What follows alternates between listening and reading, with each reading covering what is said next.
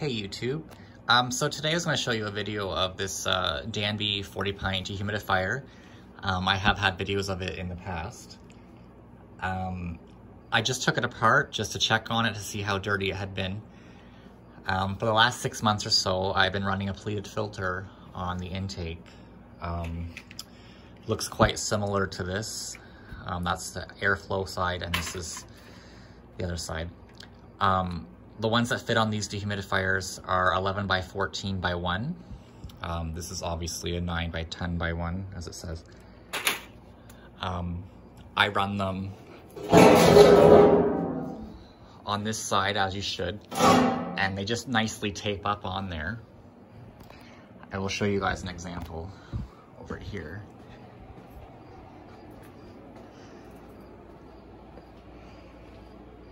So as you see, airtight,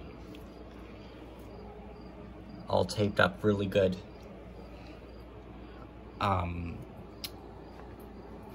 No dirt is gonna get through here whatsoever. You're gonna get good, clean, filtered air out the other side.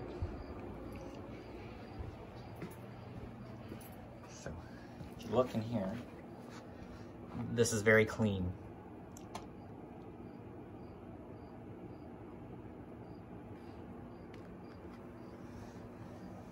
So all I'm gonna have to do to put this back into operation is give the fan motor a bit of oil, and that's probably it. I don't really see anything that's too bad. So you save yourself a lot of time, energy, and money when you run a filter on these things.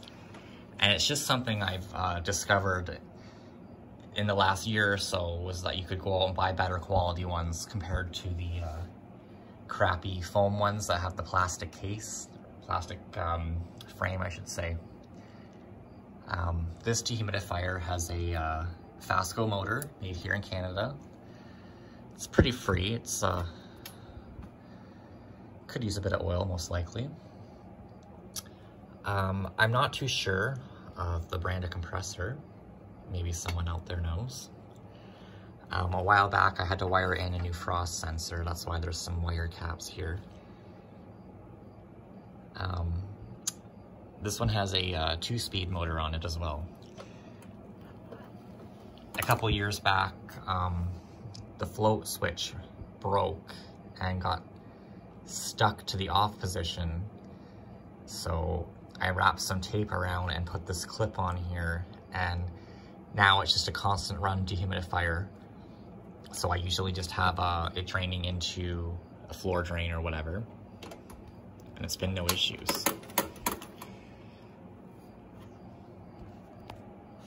Let's see if it spins up fast or not.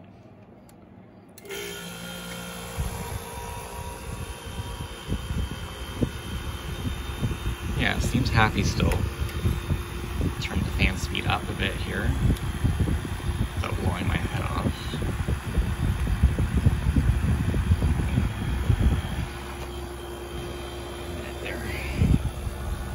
Set you guys down for 1 second.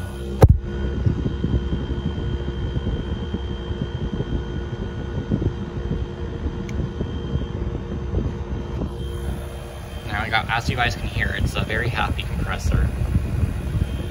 Good and quiet.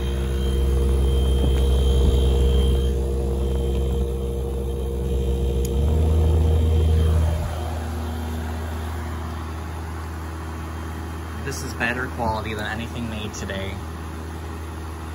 And you can work on everything yourself. Everything's still available online if something breaks on them, but nothing's gonna break. Maybe the frost sensor, because mine did break. So I put a new one on.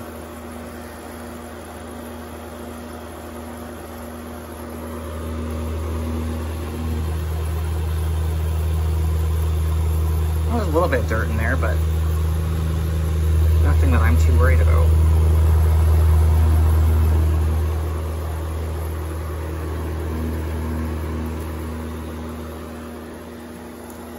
Now, this uses R500 refrigerant. I'm personally not a big fan of it. I prefer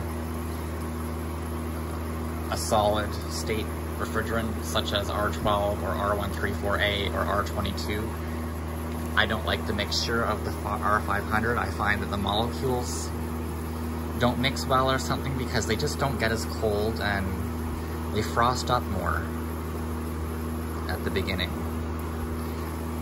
I don't know if I'm right or wrong with that, but it's just something I've noticed. The spider just ran across my floor. That's gross.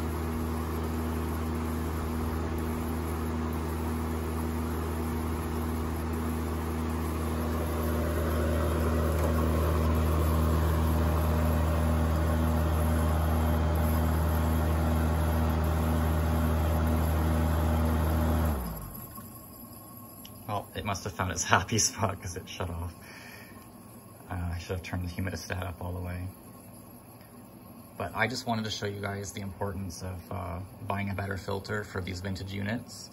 Keep them going for another 20 or 30 years. Anyways, thanks for watching, guys.